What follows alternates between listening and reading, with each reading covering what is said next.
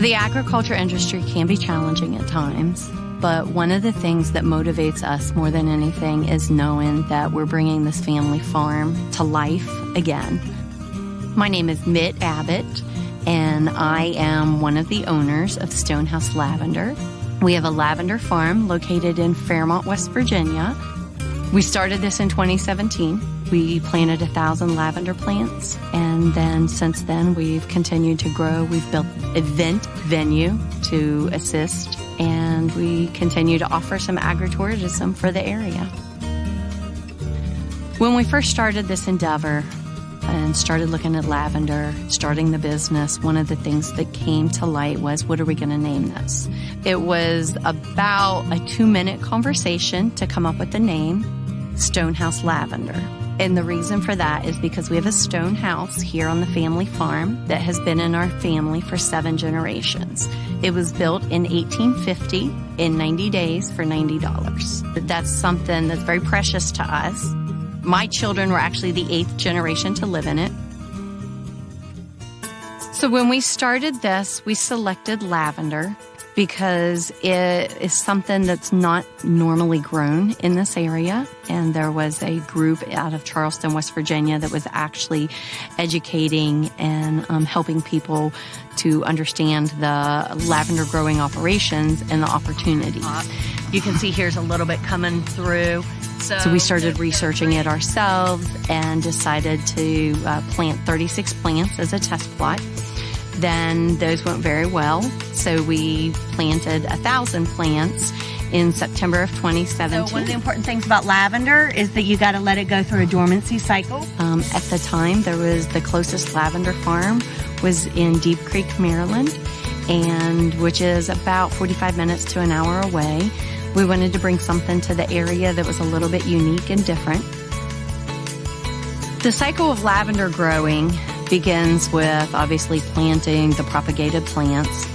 We purchased those from a farm up around Philadelphia. The plants usually take about 3 years to come to full maturity. And the growing season is once the plant wakes up from dormancy in the spring. We start getting a harvest in early June. We usually get growth until the beginning of August. So our role is to maintain the fields, mowing them, weed eating, pulling the weeds, those types of things. The plants are pretty self-sufficient at this point, and they usually have a life of about 13 years. During that time, we have to continually maintain the plants. Fortunately, it doesn't like water. We don't need to worry about watering the plants or anything. Once the plants start to bloom, then we have to harvest them.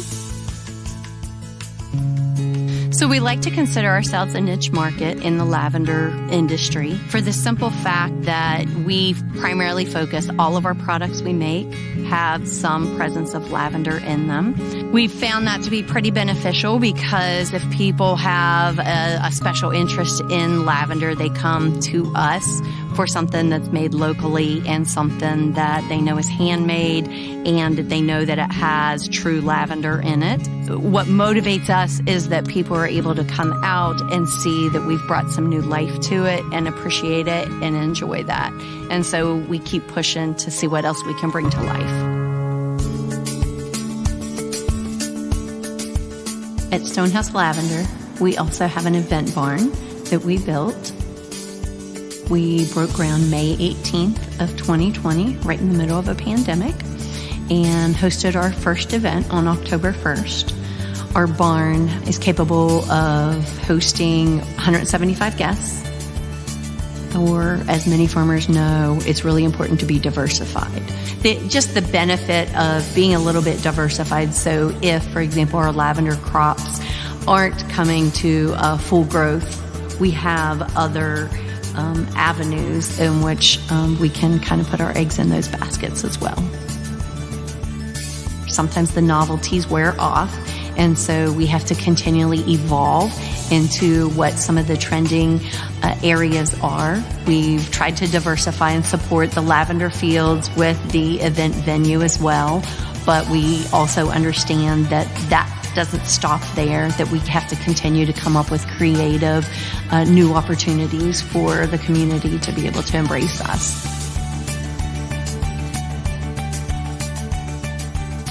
If we were to give anyone some advice and our words of wisdom to start this journey, so starting from the niche of a lavender farm and rolling it into an event barn, we would have to say patience is the number one thing. This has been a 4-year journey for us, and along this journey, we all work full-time jobs. And so a lot of our time is dedicated to the evenings and weekends. So it takes patience. It's not something that happens overnight. And it takes a lot of, hard work and grit and effort to really make it a go. But in the end, it's the pride of working hard and seeing something that people appreciate that really brings it to life.